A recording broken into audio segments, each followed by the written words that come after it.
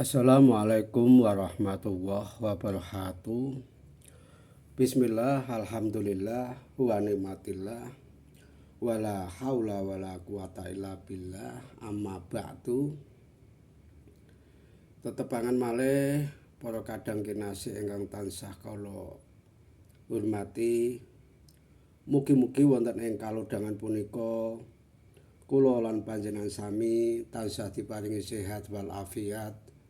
Mboten mawi alangan satunggaling punapa-punapa tansah pinaringan rejeki ingkang kalal kathah barokah fidini wa dunya ilal akhirah sehingga punapa ingkang dados pangangkahipun kita sedaya tansah dipun kabulaken dening Allah Subhanahu wa taala lan mugi ing mangke sedayanipun waget lestari anggen kita nggayuh kautaman saha kamulyan so pikantuk barokahipun para nabi, para wali tanah Pulo Jawi ingkang tansah kita mulyakaken. Amin amin ya rabbal alamin. Dateng mriki kawula badhe medharake nggih punika pepaline wong Jawa mbiyen utawi pantangane menurut leluhur Jawa mbiyen. Lah pepali utawi pantangane wong Jawa mbiyen nggih punika ing budaya leluhur Jawa ingkang nomor sepindhah inggih punika aja lenggah ning dhuwur bantal. Dadi pantangane wong Jawa mbiyen aja lungguh ning dhuwur bantal mengko bokonge bisa bisulen. Dene maknanipun inggih punika bantal kuwi kanggo sirah. Lan sirah kuwi bagian sing paling dhuwur lan mulya. Yen bantal dipigunakake lenggah kanggo lenggah menika ngasorake makna kamulyaning punika. Dene nyimpen bokong ing bantal niku ngasorake tatanan lan adab. Dene alasane nggih punika sinau ngajeni barang sinau ngresiki lan ora sumberana. Didik anak supaya ngugemi tatanan utawa kasopanan. Dene ingkang nomor kalih nggih punika aja nyapu tengah wengi. Lah pantanganipun aja nyapu ing tengah wengi mundhak rejekine bisa disapu adoh. Dene maknanipun inggih punika wengi punika wayah ngasuh dudu wayah kanggo ngresiki omah. Lah nalika wengi pepadange winates yen nyapu iso-iso barang penting mau uga iso kesapu uga iso ilang. Dadi nuntun supaya metakake atau mentahanake tatanan wektu nyambut damel wayah esuk ngaso wayah wengi. Uga ngajari resik-resik kanthi apik utawa becik. Nomor 3 inggih punika aja mangan ning tengah lawang. Dadi pepalinipun inggih punika aja dahar ana ing ngarep lawang mengko angel entuk jodoh. Dene maknanipun mangan ana ing ngarep lawang iku nganggo dalane wong. Iki bentuk ketidaksopanan lan bisa ngganggu wong liya sing ape liwat mau. Jadi menata sopan santun lan ngajari anak supaya ngormati ruang umum. Secara simbolis aja ngalangi dalan rejeki lan uripmu dhewe. Dadi aja nganti mangan ning tengah lawang iku mau nek miturut wong Jawa mbiyen iso kumang. Dadi menata kesopanan santun lan ngajari anak supaya ngormati ruang sing umum ku mau. Dadi iso-iso nek mangan ning tengah lawang iso-iso ngalangi dalan rejekine lan uripe awake dhewe. Dene ingkang nomor sekawan inggih punika aja nyisir rambut tengah wengi, aja jungkatan rambut ana ing tengah wengi. Dadi pantanganipun aja nyisir rambut tengah wengi mengko disawang kaya lelembut. Dene maknanipun ing wengi nyisir rambut bisa ndadekake rambut rontok sembarangan lan ora karesikan. Dadi ora karesikan iku mau. Uga bisa gawe rasa serem yen ana wong ndelok. Kabeh ku mau nuntun supaya ngurus awak lan rapi wayah esuk dudu wayah bengi. Dadi dandan iku mau ana wayahane dewi-dewi. Dene ingkang nomor gangsal inggih punika aja mantuk ing wulan sura. Dadi pantangane wong Jawa mbiyen wulan sura kuwi wulan suci, aja digunakake kanggo pesta utawa mantu. Dene maknane wulan sura punika wulan kasekten lan suci kang digunakake kanggo semeti utawa tirakat utawa ndedonga nyuwun marang kersane Gusti. Dadi pesta ing wulan punika dianggep ora pantes lan ora selaras karo suasanane nek miturut wong sing ahli spiritual.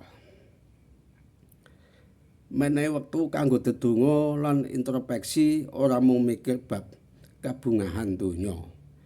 Mula iku mang sing diarani aja duwe gawe ana ing wulan sura. Kabeh ana tata carane, ana panggonane dhewe-dhewe nek miturut tatanan wong Jawa jaman biyen. Dene ingkang nomor 6 inggih punika aja nuding pelangi nganggo driji telunjuk. Dadi pantangane aja nuding iwak mancur utawa pelangi mengko drijine kena getih. Dene maknanipun inggih punika pelangi punika ciptaaning Gusti Allah kang endah. Nuding nganggo driji dianggep kurang ajar lan ora ngajeni ciptaan. Dadi kabeh iku mau iso menehi piwulang ngajeni alam lan ora sembarangan anggenipun tumindak. Jadi fungsi sosial pepali Jawa, fungsi penjelasane Jawa krama ngugemi tata krama nuntun lare lan wong tuwa supaya tumindak kanthi adab lan ngajeni angayomi masyarakat ngrakit rasa wedi sing becik utawa wedi tumindak ala supados warga tetep tertib nguri-uri tradisi pantangan utawa pepali punika bagian sangka kabudayan lisan kang kudu dijaga. Lah ngajeni jagat lan leluhur akeh pepali ngemut ajaran ngajeni alam lan arwahe leluhur kita sedaya. Jadi wasana pemali ing budaya Jawa dudu mung larang tanpa sebab ananging punika kawicaksanane leluhur kanggo nuntun tumindak lan pikiran supaya urip luwih rukun lan selaras ing ngajeni iku mau.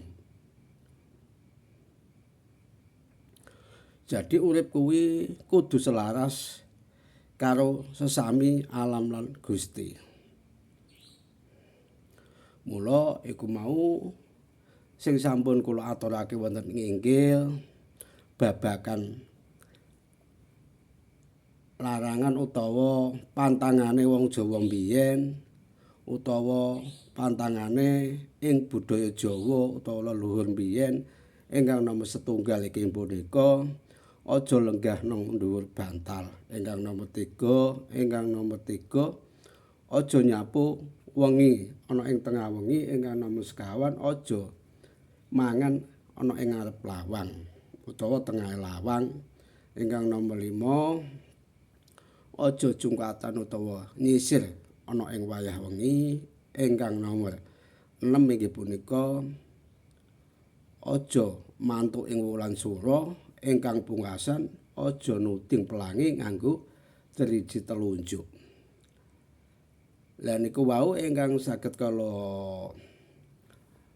wedharake wonten ing inggil tentang pantangan utawa sirekane wong Jawa jaman biyen iku mau ingkang nomor 1 aja lungguh ana ing dhuwur bantal, ingkang nomor 2 aja nyapu wengi ana ing tengah wengi, ingkang nomor 3 aja mangan ana ing tengah lawang, ingkang nomor 50 iki punika aja jungkatan utawa nyisir ana ing tengah wengi, ingkang nomor 6 inggih punika aja mantuk ing wulan sura, ingkang nomor pungkasan inggih punika aja nuding pelangi nganggo driji telunjuk.